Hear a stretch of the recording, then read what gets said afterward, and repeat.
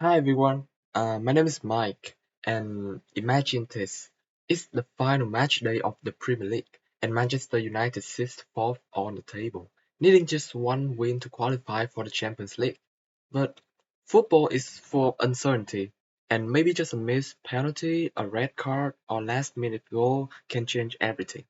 And now imagine being able to simulate every possible version of that season, like thousands of what ifs and each with different outcomes, and know the probability of Manchester United finishing in the top four. That's exactly what Monte Carlo simulation allows us to do. And this is the topic we will cover in this video. And this is the table of content of what we will have for this. And let's just jump on what is Monte Carlo simulation. It's actually a statistical and mathematical technique that helps us to analyze uncertainty and make better decisions when outcomes are unpredictable. The term Monte Carlo actually comes from a famous city in Monaco known for its casino, because just like gambling, the method relies on randomness and probability. And in the context of simulation, the Monte Carlo method is a mathematical technique used to estimate the range of possible outcomes of an uncertain event. It's a way to model the what could happen, and some of our inputs like demand, prices, or even sports results are uncertain. And statistically, it's connected to inferential statistics, which is all about drawing conclusions about a large population from a smaller sample. And Monte Carlo used that idea, but through random samplings thousands of times, to understand what's most likely to happen and how risky those outcomes are. And before we go any further, let's compare Monte Carlo to a more familiar method, which is what-if analysis. So in what-if analysis, we change one or more inputs manually to see how outputs change. So for example, like we might test three cases like best, base, and worst, and see how profits or outcomes shift. On the other way, Monte Carlo simulation doesn't just test a few cases. It uses random sampling from probability distributions to generate thousands of possible scenarios, and this way, we don't just get three answers, we get an entire distribution of outcomes, showing us like which results are likely, which are rare, and how risky our situation really is. So, the core idea behind Monte Carlo simulation is quite intuitive. It tries to answer one key question: if my inputs are uncertain, what does that mean for my outputs? So instead of entering one best guess for each variable, we treat our uncertain inputs as random variable, and that can vary according to probability distributions. Then we let the computer simulate those variables thousands of times, and each run or trial, what we would like to call it, represents one possible future, and after many trials, we can observe the distribution of all possible outcomes, giving us a realistic view of uncertainty.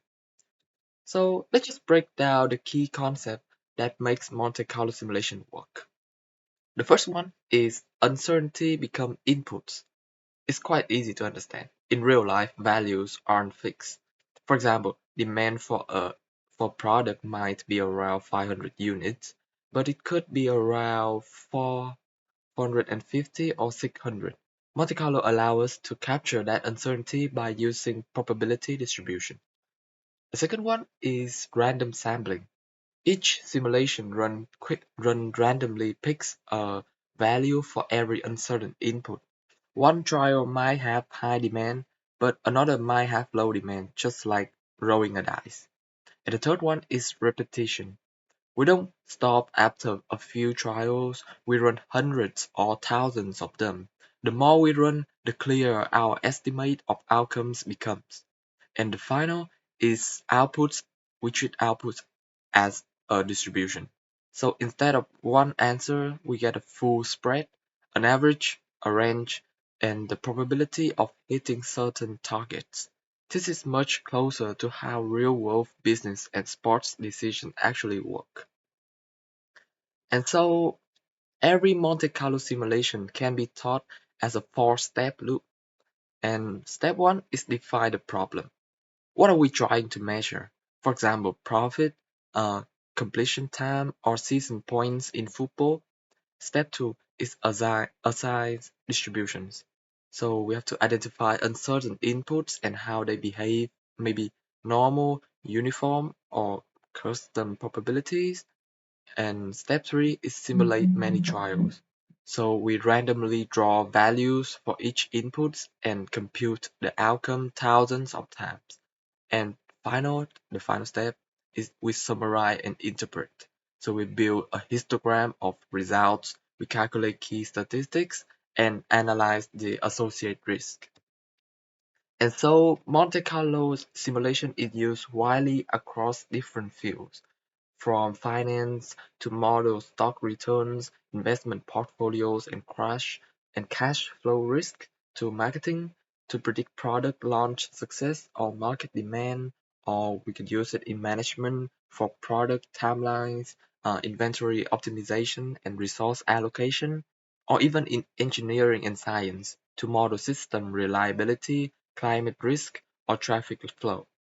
And essentially, it's a powerful way to make better decisions when dealing with uncertainty, something that exists in almost every discipline. And moving to the next stage, when we take an example for easy understanding, in this case, I use my favorite football team is Manchester United, and I'm gonna simulate it in 100 Premier League season by using Monte Carlo simulation. Okay, so for this project, I applied a Monte Carlo simulation to something more interesting and relatable, which is Man United's Premier League performance. So by using historical match results from around 2006-2007 season up to the recent seasons, I calculate the club's average win, draw, and loss probability, which is roughly about 15.8%, 21% is draw, and 21% is loss. So these probability became my input distribution for the simulation, and each simulation represents one season of 38 matches. And for every matches, the model randomly determines whether Man United wins, draw, or losses based on those probabilities, just like rolling a virtual dice weighted by the real performance history. And each outcome gives 3 points for win, 1 point for draw, and 0 for loss, like just a normal football matches. And then by summing up the 38 games like this, we get one simulated season total. And then this process is repeated 100 times in Excel, creating 100 hypothetical Premier League season. And here's, I just create 100 hypothetical season in here.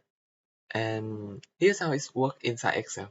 Each ma each match use the random function right here to generate a random number between 0 and 1. And if the random number is less than 0. Is less than, let's just say 58%, it's a win. Between 58% and 79%, the 79% is like we plus the win and draw lot, the draw rate here, it's a draw. And if it is above 79%, it's a loss. So Excel automatically assign the appropriate points for this one, and then after 38 rows of matches, the total points for that season are calculated, and the sheet then repeats the process across hundreds of thousands of seasons. And now let's just look at the result from the simulation right here. And after running 100 simulate season, the results showed a range of total points from the low 60s up to the low 80s. And on average, Man United finished with around 72 points per season, like this here. It's actually not a correct number because when we refresh it, we can see that it comes to a specific range of number, which is around 72 and 75. And the standard deviation was also approximately 5 to 7, I would say. And here's also the metric, like fifth percentile and 95 percentile, 60 and 81.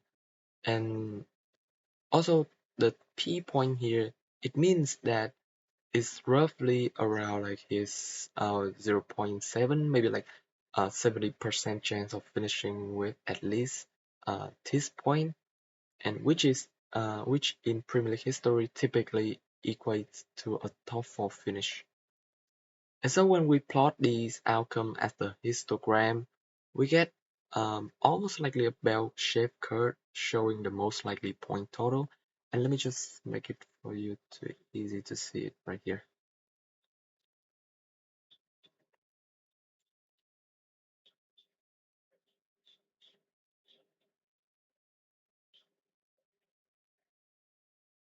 And so let's just insert histogram.